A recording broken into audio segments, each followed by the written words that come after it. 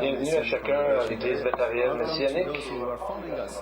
Bienvenue à ceux qui nous suivent sur YouTube, Facebook, etc. Merci de nous encourager dans vos commentaires lorsque vous vous joignez à nous. Et aujourd'hui, on parle de notre premier camp béthariel. Aujourd'hui, va commence ce soir, toute la semaine. Combien qui vont en passant? Oh. C'est bien. Il n'y a rien comme passer des vacances et en étant en communion fraternelle et dans la parole. Et n'importe qui peut venir, on peut venir pour une semaine, une journée, 2-3 jours. Donc, je vous encourage à penser à venir. Donc, aujourd'hui, on va regarder au bon côté des prophéties de la fin des temps. Vous savez, quand on parle de prophéties de la fin des temps, qu'est-ce qui vient à votre idée en premier? Des conflits mondiaux, des problèmes économiques planétaires, des famines, des guerres. Mais c'est seulement une petite partie de tout l'enseignement du futur qu'on trouve dans les Écritures. C'est seulement une petite partie. Et avec les guerres finales, Gog et Magog, Armageddon. Mais tout ça va durer seulement 3 ans et demi, alors qu'il y a des douzaines et des douzaines de passages qui nous parlent d'un temps de paix suprême, moment heureux avec le Seigneur. Et par la suite, il y aura 1000 ans justement dans ce moment-là avec la paix. Et ensuite, dans l'éternité, ça sera terminé et tout le monde qui ont accepté le Seigneur seront avec lui heureux dans toute l'éternité. Mais c'est pas drôle, 3 ans et demi, tout ce qui va arriver comme tribulation sur la terre, mais quand on compare à ça avec l'infini, c'est rien, c'est comme une poussière dans le ciel, dans le fond. Et c'est le message aujourd'hui, nous allons voir que ceux qui ont accepté le Seigneur, son pardon, sa miséricorde et le fait qu'il soit mort pour nous, cette paix-là surpasse tout entendement. Et dans le moment du millénium, il va y avoir un temps de prospérité économique très grand, un temps de paix, de joie, de connaissance et de liberté. Il n'y aura pas d'oppression, il n'y aura pas de guerre. Et même, il n'y aura pas de maladie à ce moment-là. Ce sera un temps d'unité, que les gens seront pour adorer Dieu une fois pour toutes et pour l'éternité. Ils seront tous ensemble. Beaucoup de gens ont rêvé de ça. Et c'est la promesse de toutes les religions, mais seulement la Bible peut remplir le besoin, cette nostalgie de l'éternité et de la paix éternelle que nous avons tous dans notre cœur. Et il y a beaucoup de prophéties qui ont été accomplies dans la Bible, mais il y en a encore beaucoup qui ne sont pas accomplies. Et c'est comme si on disait, le meilleur reste à venir. C'est comme si on disait, tu n'as rien vu encore. Laissez-moi commencer par vous donner un aperçu rapide des prophéties de la fin des temps. Présentement, on vit un temps de grâce, un temps de l'Église, où est-ce qu'il y a encore des guerres et des rumeurs de guerre, et il y a quand même une paix relative à cause que l'Esprit de Dieu est encore sur terre. Et donc, nous sommes là, nous, pour proclamer justement la paix en Jésus-Christ dès maintenant, et aussi pour un temps éternel pour ceux qui doivent accepter le Seigneur. Donc, nous savons qu'à ce moment-ci, le prochain événement prophétique qui va arriver, c'est l'enlèvement. Oui, ça a l'air un peu fou pour certaines personnes, ça a l'air même injuste pour d'autres personnes. Mais pourtant, il y a beaucoup de versets qui pointent vers ça, autant dans l'Ancien Testament que dans le Nouveau Testament. Il y en a qui doutent encore parce que ça a l'air tellement fort en café. C'est vraiment en dehors de ce monde. Oui, c'est en dehors de ce monde parce que c'est ça qui est notre futur, d'être justement en dehors de ce monde-là. Mais pensez à ça, il va y avoir des batailles spirituelles très difficile. Mais déjà, parce qu'à ce moment-là, sur Terre, tous les anges vont être lancés sur Terre, les démons. Mais ces gens-là qui pensent qu'ils pouvaient arriver à vivre selon Dieu vont avoir la surprise de leur vie, mais il y en a plusieurs qui pensent que ils vont penser qu'ils vont s'en tirer à ce moment-là, mais sauf que la doctrine de l'enlèvement est une doctrine que nous devons voir par la foi et que personne avait avant. Si on prend un exemple, l'image de ça, c'est Noé, qui pendant 100 ans construisait une arche. Et il disait aux gens pourquoi que le jugement va venir. Et il devait être la risée de son village, de tout l'endroit. Mais pourtant, il est arrivé le déluge, comme il avait prophétisé par l'aide de Dieu. Et la même chose, Pierre nous parle de le retour du Seigneur dans 2 Pierre 3. Et les gens vont dire, où est la promesse de son avènement? Car depuis que les pères sont morts, tout demeure comme dès le commencement de la création. Et c'est après que Jésus nous rappelle que c'est l'image de justement Noé et le déluge. Donc, on demande c'est quand l'enlèvement, est-ce qu'on a une date? Non, c'est aujourd'hui. On pourrait attendre après le message ou demain, mais que le Seigneur fasse ce qu'il a à faire, que ce soit maintenant ou demain, il faut être prêt. On a parlé les 2 dernières semaines des tribulations. Dans la tribulation, on en parle à travers toutes les Écritures. Et Jean le décrit avec encore beaucoup plus de détails. Mais si on sépare ça sur une carte, on voit que les deux guerre majeure, la première, c'est celle de Gog et Magog, qui est placée au début des 3 ans et demi. Et l'autre et cette guerre va amener la dernière, la finale guerre d'Armageddon, qui va arriver, elle, à la fin des 3 années et demie. Entre les deux, on trouve l'ouverture des 7 sceaux et quand les 7 trompettes vont sonner, et ensuite il va y avoir 7 coupes qui vont tomber sur la terre, et c'est ce que Jean nous dit à travers l'Apocalypse. Et beaucoup de prophètes ont dit les images de la même genre pour la fin des temps. Donc, j'ai lu, il n'y a pas longtemps, en mai 2011, un Italien qui s'occupe des tremblements de terre et il a été amené en cour et condamné pour le meurtre de 300 personnes qui sont mortes en 2009. À l'Aquila, tremblement de terre l'Aquila, parce qu'ils n'ont pas alerté le public avant le temps du risque de tremblement de terre qui est arrivé le 6 avril de cette année-là, et ils ont été tenus responsables de leur mort. Ce groupe de 7 personnes, 6 spécialistes des tremblements de terre et une personne du gouvernement qui ont été accusés de ne pas avoir avisé les gens. Et ils ont passé finalement 6 ans en prison, ces gens-là. Mais quand Ésaïe a vu toutes ces calamités après Israël, il a dit, « Seigneur, je me tiens sur la tour toute la journée et je suis à mon poste toutes les nuits. » Ésaïe 21, 8. Donc, ces tours-là, c'était des observatoires pour voir l'ennemi approcher et d'avertir les gens du danger.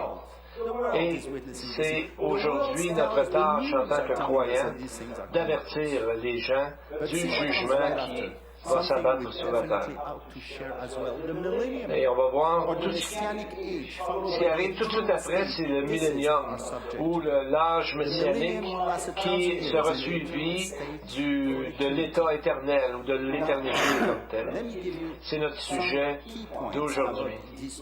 On va regarder quelques points importants. Premièrement, pourquoi on a besoin de 1000 ans pour faire ça. Le millénium est préparé par Dieu, c'est un test final pour montrer que plus personne ne va pouvoir dire « Ah, c'est la faute du diable qui va influencer. » Parce que ça va arrêter, étant donné que le diable va être attaché, enchaîné pendant 1000 ans à la parole de Dieu. And while things will be relatively good, okay, there will still be sin.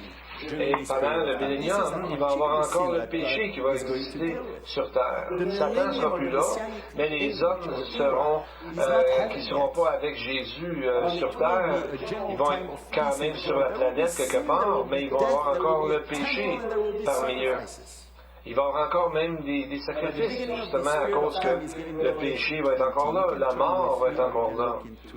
Ça va être différent, mais ces choses-là vont quand même exister. Apocalypse 20, 2 à 3.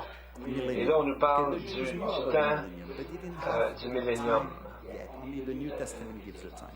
Seulement, le nombre d'années est donné seulement dans le Nouveau Testament. Il y en a qui ont dit ça doit être à peu près 1000 ans, parce que la Terre a à peu près 6000 ans, donc la 7e année serait comme un sabbat pour la Terre, ça serait comme 1000 ans. Mais ça, c'est une déduction que le texte ne dit pas clairement comme tel. Verset 2. Il saisit le dragon, le serpent ancien qui est le diable et Satan, et le lia pour 1000 ans. Il le jeta dans l'abîme, ferma, et scella l'entrée au-dessus de lui, afin qu'il ne séduisait plus les nations, jusqu'à ce que les 1000 ans fussent accomplis. Après cela, il faut qu'il soit délié pour un peu de temps. Ok, donc rappelez-vous, au début, Dieu nous a donné un magnifique jardin, mais le diable était là. Il était déjà tombé, et on l'a suivi, puis on a tombé, nous aussi. Mais imaginez-vous s'il n'y avait pas eu de diable dans le jardin d'Éden. Est-ce que l'homme serait tombé? On voit que personne en dehors du péché est inoculé qui ne péchera pas, parce que l'homme lui-même finit par pécher, alors qu'il y avait Satan était là pour l'influencer. Mais on voit qu'on aura toujours besoin de Jésus, de la résurrection de Jésus, parce que même si le diable n'avait pas tenté, probablement que l'homme serait tombé pareil. Et il y a plusieurs passages qu'on voit que ce n'est pas accompli encore. Par exemple, est-ce que Jésus a déjà été le roi des rois sur cette terre? Donc, on voit que ça n'a pas été accompli dans le plan prophétique de Dieu. Donc, on voit dans Ésaïe, il nous dit que le trône de David s'affermira par la miséricorde. Et là, on y verra siéger fidèlement dans la maison de David un juge ami du droit et zélé pour la justice. Alors, on voit que ça, c'est pas arrivé encore. L'autre texte dit dans Ésaïe 2, il arrivera dans la suite des temps que la montagne de la maison de l'Éternel sera fondée sur le sommet des montagnes, qu'elle s'élèvera par-dessus les collines, toutes les nations y appuieront. Les peuples s'y rendront et diront en foule, venez et montons à la montagne de l'Éternel, à la maison du Dieu de Jacob, afin qu'il nous enseigne ses voies et que nous marchions dans ses sentiers. Car de Sion sortira la loi et de Jérusalem la parole de l'Éternel. Avez-vous déjà vu Jérusalem sur une haute montagne, la plus haute montagne jamais créée dans l'histoire? Et Jésus qui règne de là, ça c'est la prophétie qui nous est dit. Mais on voit que à cet endroit-là, les gens de toutes les nations vont adorer un seul Dieu. Pourtant aujourd'hui, Jérusalem est de plus en plus comme une pierre pesante pour tous les peuples, comme Zacharie dit, chapitre 12, verset 3. Mais donc on voit que ce temps est encore futur. On voit aussi, Daniel dit dans 2,44, dans le temps de ces rois, le Dieu des cieux suscitera un royaume qui ne sera jamais détruit. Ça aussi, c'est pas arrivé. Donc, on voit que pour finir la transgression, pour que le péché s'arrête, pour faire une réconciliation et d'amener une paix qui durera toujours, on voit que ça non plus, c'est pas arrivé. Jésus n'a pas fini son travail encore. Son histoire n'est pas complétée. L'histoire du monde n'est pas encore complétée. Il y a encore beaucoup de prophéties qui attendent leur accomplissement. Comme quand Jésus, on a dit que ce serait un bébé qui naîtrait dans une auberge. Dans un bébé dans un lit d'enfant, pardon. Donc on voit que l'oméga et alpha oméga, est-ce qu'il est arrivé déjà? Est-ce que le soleil de la justice, comme Malachie dit, est arrivé?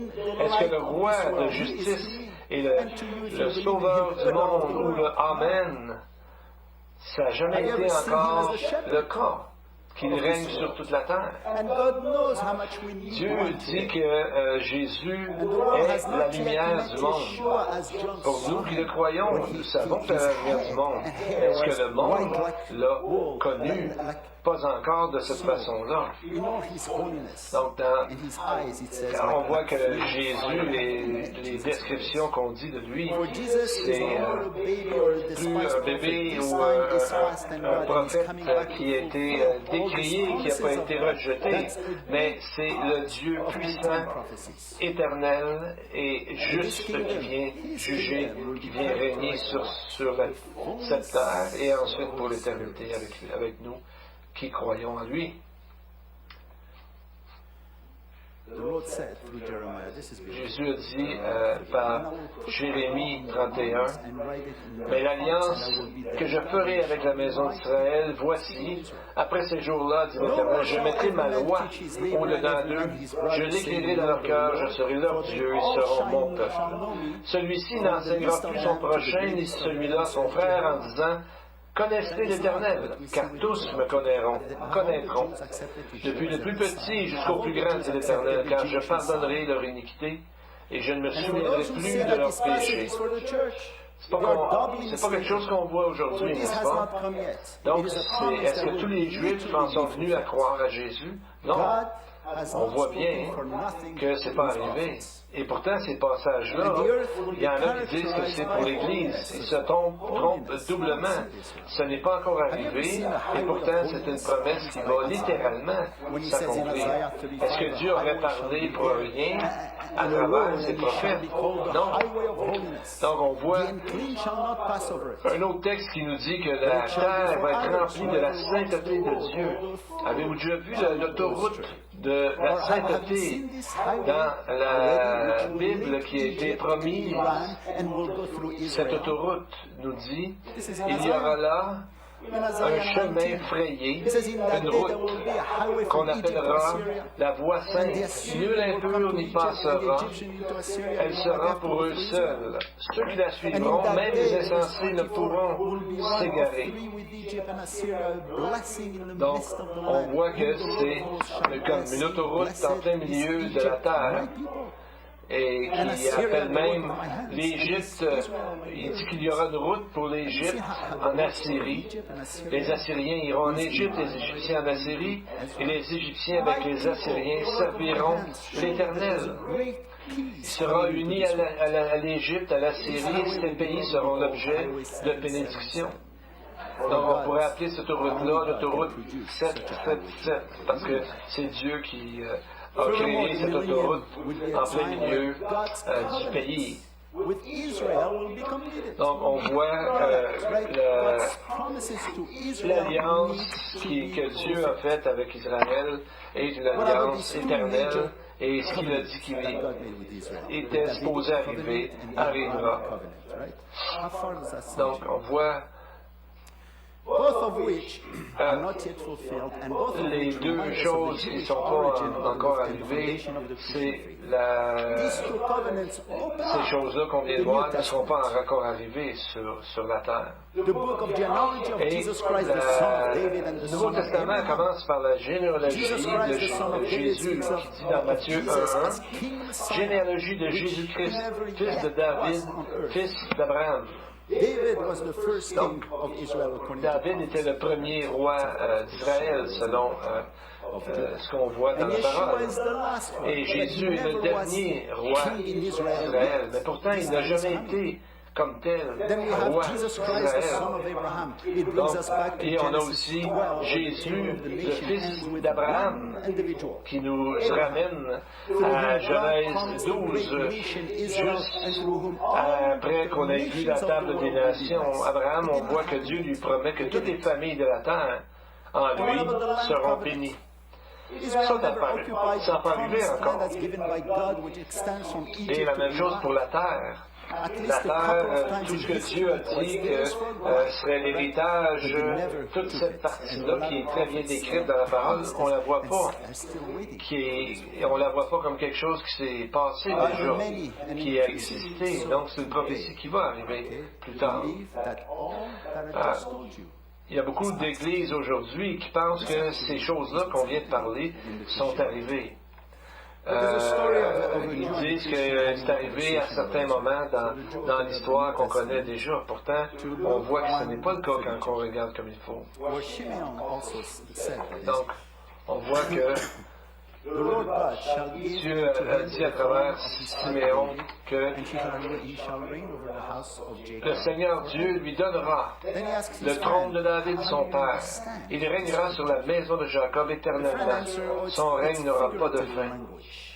Il y en a qui vont dire, ah, ben ça, c'est une manière figurée de parler. Une fois, il y avait un juif qui était avec son ami chrétien, puis il dit à l'ami chrétien, comment tu comprends cette écriture-là qu'on vient de citer?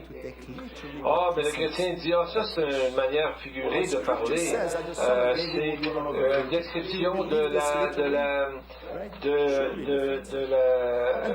du règne spirituel de Jésus sur l'Église. Alors le juif dit, est-ce que tu ne prends pas littéralement? Le chrétien il dit, non, je ne prends pas ça littéralement. Mais l'homme juif il dit, mais quand tu regardes le texte, si ce morceau-là n'est pas vraiment pris littéralement, c'est une façon de parler, une allégorie, est-ce que le verset juste avant est aussi ne pas prendre littéralement? Et le verset juste avant dit que le fils de David sera né à travers une vierge. Est-ce que tu crois ça aussi? L'autre il dit, ben oui. Mais c'est pourquoi le verset juste suivant ou précédent ou après, lui tu le prends littéralement, mais l'autre verset, tu dis que c'est une façon de parler. Ça n'a pas c'est pas conséquent. Alors on voit, c'est un choix de voir comment on voit la parole. Et on doit la voir dans son entier, et tout ça va ensemble. Donc, c'est pas une façon quand lorsqu'on comprend pas, on prend un verset, puis lui on dit qu'il est imagé, et l'autre qui est littéral. Ça ne peut pas fonctionner comme ça. Voyez-vous? On voit que ces choses-là, il y a des choses qui ne sont pas arrivées encore. L'Église, c'est une chose, il y a des promesses pour l'Église, il y a des alliances pour l'Église, et il y a la même chose, des promesses et des alliances qui sont données seulement à l'Israël, surtout en rapport lorsqu'on regarde les choses en rapport avec la terre d'Israël. Donc on voit que l'Église a souvent été la pierre angulaire de la vie américaine, autant aux États-Unis qu'ici. On voit comment les valeurs aujourd'hui ont changé par rapport à ce qu'on parlait auparavant, très différent. Aujourd'hui, on dit qu'il y a 30% du monde qui est chrétien. Mais encore, il faut définir comme il faut qu'est-ce que c'est être chrétien. Donc, on voit que pour Dieu, la nation d'Israël doit redevenir, selon certaines promesses, une nation de sacrificateurs pour cette planète. On va aller voir une belle partie des Écritures par rapport au millénium. C'est dans Ésaïe 11. C'est vraiment quelque chose de très fort. Verset 6. Le loup habitera avec l'agneau, la panthère avec le chevreau, le veau, le lionceau et le bétail qu'on engraisse seront ensemble, et un petit enfant les conduira. La vache et l'ours auront un même pâturage, leurs petits un même gîte. Et le lion et le bœuf mangera de la paille. Le nourrisson s'ébattra sur l'antre de la vipère. Et l'enfant sevré mettra sa main dans la caverne du basilic ou du cobra. Il ne se fera ni tort ni dommage sur toute la montagne sainte, car la terre sera remplie de la connaissance de l'Éternel, comme le fond de la mer par les eaux qui le couvrent. Ceci n'est pas un rêve. Ceci n'est pas de la pensée magique. Ceci vient et n'a pas été inspiré ceci n'a pas été inspiré par un film de movie. C'est la prophétie biblique qui le dit, qu'il va y avoir un temps quand enfin la création sera restaurée comme elle était au tout début, avant la chute et avant la malédiction qui s'abat sur la terre. Et toute cette malédiction sera levée et il y aura vraiment une paix et l'harmonie qui régnera sur terre. Et les animaux seront végétariens. Et c'est pas vrai que c'est naturel pour les animaux de se manger un l'autre, se dévorer l'un l'autre. Dieu n'a pas fait ça dans ce but-là. Avez-vous vu comment les animaux sont nommés dans ce texte? Il y a le léopard, le lion et l'ours. Et dans Apocalypse 11.1, ces trois bêtes-là sont là. Mais on voit que ce ne sont pas la même chose qui va se passer sur la terre, parce que le lion mangera de la paille, et comme le bœuf. Et l'ours va être avec la vache, et il n'y aura pas de problème avec ces animaux-là. Et même le serpent sera là. On parle du cobra ou de la vipère, qui va être avec un enfant, mais il n'y aura aucun mal qui se passera comme tel sur la terre à travers les animaux et les hommes. Il y aura une harmonie et une paix comme il n'y a jamais eu avant, sauf dans les jours d'Adam et Ève avant la chute. On va aller voir dans Ézéchiel chapitre 40 pour une certaine chronologie de justement la fin des temps. Donc on a vu chapitre 37, le texte qui parle des eaux séchées et qui représente le retour d'Israël dans son pays. Ensuite, on a la guerre de Gog et Magog dans Ézéchiel 38 et 39. Et donc, la guerre Gog et Magog qui déclenche plus tard la guerre d'Armageddon, la totale. Et on voit ensuite la description du millénium, on voit la description d'un temple, chapitre 40 à 48 d'Ézéchiel. Chapitre 40, verset 1, c'est touchant de voir ces versets. La 25e année de notre captivité, au moment de l'année, le 10e jour du mois, 14 ans après la ruine de la ville, en ce même jour, la main de l'Éternel fut sur moi et il me transporta. À quel endroit que Dieu a emmené Ézéchiel? Exactement dans le début du millénium. Et remarquez la date de la vision. Cette date a l'air vraiment importante parce qu'Ézéchiel dit en ce même jour-là, la main éternelle fut sur moi. Donc c'était le 10e jour du mois, au début de l'année. Qu'est-ce qui arrivait à ce moment-là? C'est le temps de la Pâque. Selon la Bible, c'est le temps de la nouvelle année. C'est quand les Juifs, on leur a commandé de ce jour-là particulier du début de l'année, de parler à toute l'Assemblée, dans Exode 12, il est dit, parler à toute l'Assemblée, il dit, le 10e jour de ce mois, on prendra un agneau pour chaque famille, un agneau pour chaque maison. Et avec ça, il mettait du sang sur la porte pour que l'ange ne fasse pas que les premiers-nés meurent. Donc, il leur demandait d'amener un agneau, mais à ce moment-là, ils ne pouvaient pas amener un agneau. Pourquoi? Parce que le temple avait été détruit. Ils étaient en captivité à Babylone. Donc, probablement, au moment de la Pâque, les Juifs se rappelaient du temple et ils avaient l'espérance de retourner en Israël. Et c'est exactement à ce moment-là que Dieu donne une vision à Ézéchiel du nouveau temple, pour leur montrer que oui, l'Éternel va revenir. Donc c'est tout un encouragement qui est donné. Et aussi pour Daniel.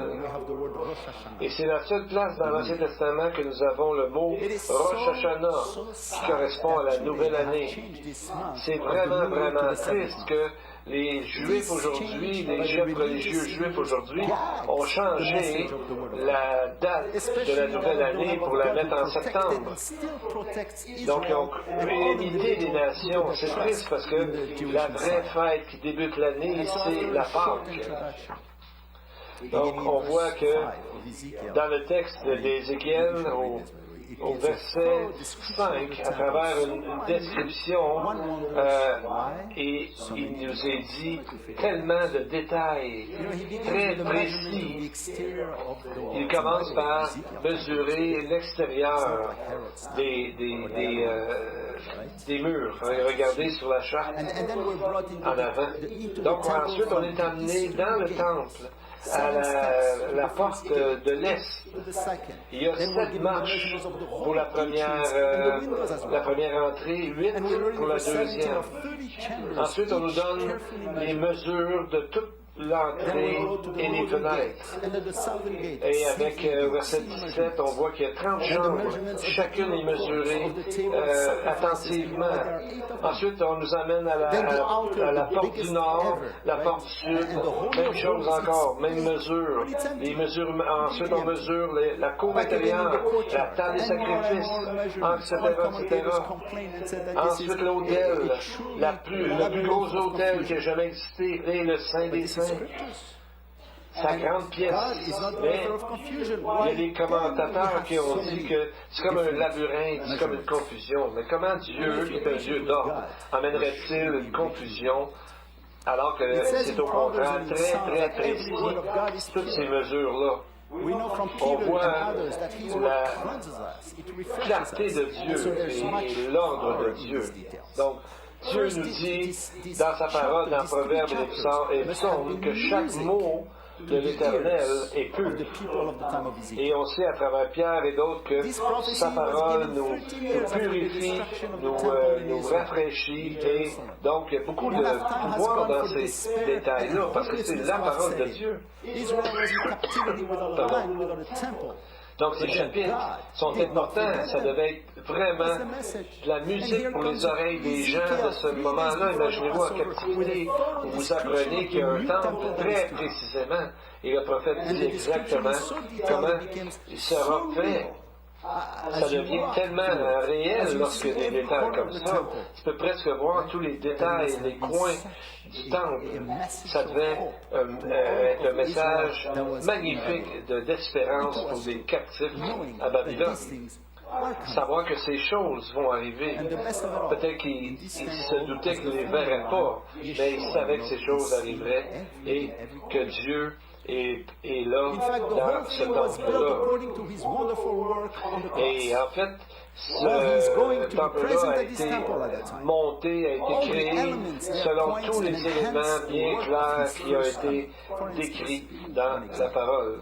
On entend par exemple dans l'ancienne alliance que tout ce qui était en bois était recouvert d'or. Mais pourquoi ici que le bois est du bois, mais il n'est pas recouvert d'or? Pourquoi? Parce que là-bas, on n'aura pas besoin d'or par-dessus qui cache le bois, parce que Jésus va être avec nous. Parce qu'on voit dans l'Ancien Testament que le bois représente l'humanité de Jésus et qui est couverte par l'or qui est la divinité de Jésus. Donc on voit que là, à ce moment-là, il n'y aura pas besoin de l'or comme tel, parce que Jésus sera là à ce moment-là comme notre roi. Donc on aura l'humanité de Jésus qui était représentée avant par le bois. Jésus sera là physiquement avec nous, et en même temps que l'or qui représente la royauté de Jésus, bien Jésus sera déjà là et en train de régner aussi. Donc pas besoin de couvrir le bois avec de l'or, parce que nous aurons les deux. Donc on voit que Jésus aura rempli toutes les notions de sacrificature, du souverain sacrificateur. Donc on voit que quand on continue, il n'y aura pas de séparation entre le Saint des Saints et les autres parties. Pourquoi? Parce que Jésus est là avec nous dans cet endroit-là. Et en même temps, il n'y a pas d'arche de l'Alliance. Il n'y a pas de manne, parce que Jésus est notre vrai manne. Plus besoin de bâton d'Aaron, parce que Jésus est notre sacrificateur pour l'éternité. Donc ça nous donne une grande assurance dans le futur, de voir toutes ces prophéties très précises et qui vont arriver très, très bientôt. J'ai lu récemment que des chercheurs ont fait des recherches, des expériences pour voir les effets de quelqu'un qui est vraiment dans des difficultés. Donc, ils ont mis dans des grandes difficultés, pardon. Ils ont mis deux endroits avec des rats dedans, et dans les deux endroits, il y avait de l'eau, et dans le premier bassin d'eau avec des rats, ils les ont laissés là, et ont vu qu'après un certain temps, les rats sont morts. À force de nager, ils se sont arrêtés puis sont morts. Mais dans l'autre bassin d'eau, les rats, eux autres n'étaient pas morts. Et ce qu'ils ont fait de différent, c'est qu'après un certain temps, ils sortaient ces rats-là de l'eau, et ensuite, ils les remettaient dans l'eau.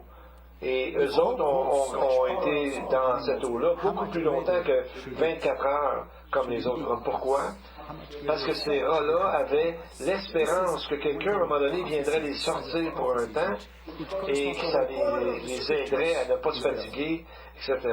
Et ils retournaient, mais ils savaient que quelqu'un les retirait à un moment donné de l'eau. Et de la même façon, la Bible est un livre d'espérance avec tous ces passages-là. Maintenant, on va voir dans le chapitre 43, et ça doit être quasiment la crème de tout de ce qu'on vient de voir, c'est que Ézéchiel parle au chapitre 43 de l'esprit, le glory, Shekinah, le Shekinah, l'esprit de Dieu. Et on va aller voir les 43, versets 1 à 3, et on va ressentir la joie qui est dans ces versets-là. Il me conduisit à la porte qui était du côté de l'Orient. Et voici la gloire du Dieu d'Israël s'avançait de l'Orient. Sa voix était pareille au bruit des grandes eaux. Et la terre resplendissait de sa gloire. Cette vision était semblable à celle que j'avais eue lorsque j'étais venu pour détruire la ville. Et cette vision était semblable à celle que j'avais eue après du fleuve du Kébar. Et je tombais sur ma face. Donc, avez-vous remarqué dans quel endroit l'Esprit est arrivé? De la porte de l'Est. De la même façon, quand Jésus a quitté cette terre, il était sur le mont des Olives, à l'est du temple. Et c'est à cet endroit-là qu'il est monté au ciel. Actes 1, Verset 9 à 12. Dans le futur, quand il va revenir, et le premier endroit qu'il va mettre ses pieds sur terre, c'est au mont des Olives. Et Zacharie nous dit que la montagne va être ouverte en deux. Et c'est pour ça que plus tard, on voit l'importance de la porte de l'Est, où est-ce que le royaume va être. Et c'est à cet endroit-là que Jésus va arriver aussi, de l'Est. 47, 1 et 2, pour voir l'autel des sacrifices et en même temps ce que va arriver et qu'est-ce que aura ce temple de particulier. Il me ramena vers la porte de la maison, et voici, de l'eau sortait sous le seuil de la maison à l'Orient, car la face de la maison était à l'Orient. L'eau descendait sur le côté droit de la maison, au midi de l'autel. Verset 2, chapitre 47, toujours. Il me conduisit par le chemin de la porte septentrionale. Il me fit faire le tour par dehors jusqu'à l'extérieur de la porte orientale. Et voici, l'eau coulait du côté droit. Après avoir montré le temple avec ses cours, ses portes, avec les chambres intérieures, les fenêtres, et il nous montre, chapitre 40 à 46, quelque chose qui est vraiment intéressant, c'est qu'il va y avoir un ruisseau qui va être là. Et toujours, 5 fois dans seulement ces 3 versets qu'on a lus, le mot « Est » est mentionné. Toujours vient de l'Est. Donc, Est pointe vers la présence de Dieu et les eaux qui coulent sont des eaux vives. Il va y avoir beaucoup de poissons, il va y avoir beaucoup de vie dans cette rivière-là. Et on voit que c'est une rivière de guérison parce que tout ce que la rivière touche est changé pour le mieux. Regardez au verset 9. Tout être vivant qui se meut partout où le torrent coulera, et il y aura une grande quantité de poissons, car là où cette eau arrivera, les eaux deviendront saines, et tout vivra partout où parviendra le torrent. Où la rivière va, il y a la vie qui est créée, qui reprend. Donc on voit qu'à travers cette eau-là, qui est une eau de guérison, en même temps, il va avoir un gros impact sur le peuple juif, parce que à leur retour, ils vont faire une cérémoniale pour le retour de Jésus. Et si on voit à la fête de Sukkot, à la fête des tentes, ils font une cérémonie, la cérémonie de l'eau. On l'a déjà vu. On l'a vu à travers nos enseignements sur le Sukkot, quand on a la fête. On a vu l'importance de la piscine de Siloé. Donc on voit qu'ils vont avoir l'eau qui va avoir, comme dans le temps encore, ils faisaient ça pour le temple, ils prenaient de l'eau puis ils le mettaient alentour de l'autel dans le temple. Il appelait même cette eau-là l'eau de création ou l'eau de guérison de cette eau-là.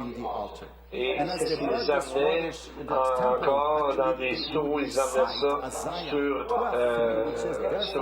sur l'autel jusqu'à temps qu'il soit rempli d'eau, et ils citaient des versets d'Ésaïe. Et ce qui est spécial, c'est que cette semaine, à Jérusalem, les Israéliens ont trouvé 320 mètres ou encore 350 pieds d'une route, de la piscine de Siloam, Siloé, la Bible nous dit, jusqu'au temple. Si vous voyez sur l'image en avant, peut-être que la prochaine fois qu'on ira en Israël, on ira voir ça. Donc, c'est arrivé comme ça. ils ont découvert cette route entre justement la piscine de Siloé jusqu'au temple. Et Jean 9, on voit que Jésus a guéri un aveugle-né. Et on voit que c'était justement un moment de la fête des tabernacles, de Sukkot. On voit qu'au verset 32, les gens disent, jamais on a entendu dire que quelqu'un ait ouvert les yeux d'un aveugle-né. Ça, c'était un miracle messianique que seul le Messie pouvait accomplir. Et voyez comment Jésus a accompli ce miracle, c'est vraiment intéressant. Verset 6-7. Ayant dit ces choses, il cracha en terre et fit de la boue de son crachat, et mit la boue comme un onguent sur ses yeux, et dit, va, lave-toi au réservoir de Siloé, qui est interprété envoyé. Il s'en alla donc, se lava, et revint en voyant, étant plus aveugle. Jésus aurait pu juste claquer les doigts et dire, voici, tu es guéri. Et il aurait été guéri, on le sait, il l'a déjà fait. Mais il a fait de la terre, il a fait de la boue avec sa salive pour le guérir. Pourquoi il l'a fait comme ça? On sait que l'homme originellement a été fait à partir de la terre. Et là, on voit qu'il utilise la même terre pour créer une guérison pour cet homme-là. Donc, on voit que c'est un acte de salut, de délivrance que Jésus accomplit, et seulement quelqu'un de divin, aucun humain ne pourrait faire ça. Donc, l'homme aveugle-né qui a été guéri, et c'est ce qu'on va voir dans chapitre Jean, verset 7, dans Jean 7, 9, il dit, verset 7, 38, celui qui croit en moi, des fleuves d'eau vive couleront de son sein, comme dit l'Écriture. Donc on voit que il est en train de nous montrer qu'est-ce que Jésus donne comme salut. Il va arriver aussi un jour qu'il y aura des eaux saines, des eaux vives qui couleront du temple et qui seront là pour abreuver toutes justement les gens qui auront la chance d'être là à ce moment-là. Donc, nous sommes là pour justement parler à ces gens-là qu'ils doivent connaître Jésus et on doit leur parler du plan du salut. Et ils peuvent reconnaître le juif, le Messie. Et pourquoi, par exemple, on nous demande souvent pourquoi il y aura des sacrifices encore dans le millénium. Parce que dans le millénium, ce n'est pas encore l'état éternel, ce n'est pas encore dans l'éternité. Il y aura des péchés, mais tout sera réglé par justement la présence de Jésus, qui est le salut, et c'est ce que nous devons annoncer aux autres que nous connaissons. And says our Lord, behold, you have made the heavens and the earth. By your great power and by your outstretched arm, nothing is too difficult for you. O great and mighty God, the Lord of hosts, is your name. Great in counsel and mighty in deed, whose eyes are open to all the ways of the sons of men, giving to everyone according to his ways, according to the fruit of his deeds, who has set signs and wonders in the land of Egypt, and even to this day, both in Israel and among mankind. Lord, I pray that you bless each and every one here. Let your spirit, your Ruach Kodesh, fall upon each and every one and give them peace. Let them feel that peace that is coming from the eternal state. And to the congregation, the Lord bless you and keep you. The Lord make his face shine upon you and be gracious to you. The Lord lift up his countenance upon you and give you peace. Amen, amen. May the Lord bless you all.